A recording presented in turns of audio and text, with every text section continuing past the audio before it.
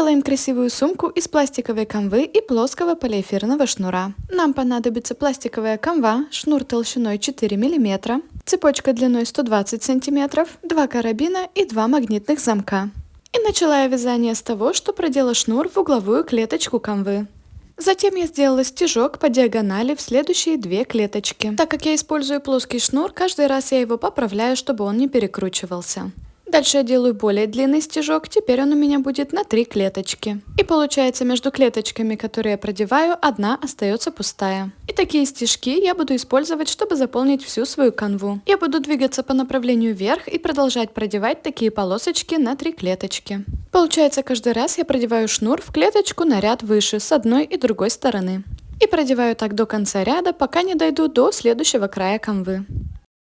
Заканчиваю ряд так же, как начинала, стежком из 2 клеточек. Затем вывожу шнур в ту одну клеточку, которая осталась, и разворачиваюсь. В следующем ряду я уже буду делать стежки в другом направлении. Продеваю шнур на одну клеточку ниже между первым и вторым рядом. Затем делаю стежок на 2 клеточки. Далее опять увеличиваю количество клеточек и продеваю стежок на 3 клеточки. Принцип вязания остается такой же, только теперь я двигаюсь по направлению вниз. Дойдя опять до края канвы, я делаю стежок на 2 клеточки, а затем вывожу шнур в одну оставшуюся клеточку. И опять разворачиваюсь.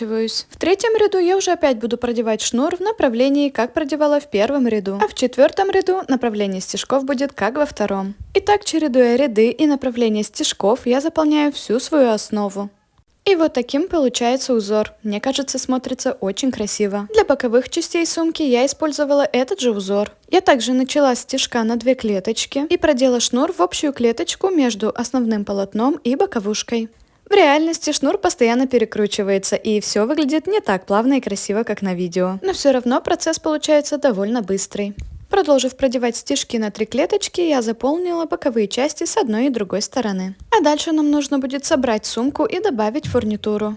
Обычно самый частый вопрос – это как беспрерывно продевать шнур. Я лично беру кусочки по 3 метра, продеваю, затем присоединяю новый с помощью зажигалки. От огня шнур немножко плавится, и я соединяю кончики. И таким в итоге получается мое полотно на лицевой стороне, а таким на изнаночной. Следующее, что я делаю, это пришиваю карабины или крепление для ручки. Пришиваю также шнуром. Прохожусь сначала один раз, проверяю, если крепление крепко держится, если нет, то прохожусь еще раз. В моем случае одного раза достаточно. Пришиваю так с одной и другой стороны. А дальше нужно соединить боковую и основную часть. Для этого я прохожусь в клеточке с одной и другой стороны и продеваю шнур, тем самым соединяя одну и другую сторону. С плоским шнуром смотрится прям очень симпатично. Для того, чтобы обработать оставшийся открытый край канвы, я также прохожусь по одному разу в каждую клеточку. Когда я использовала круглый шнур, то я проходилась 2 раза, так как оставалась белая канва. С плоским шнуром я одного раза достаточно, очень красиво все заполняется.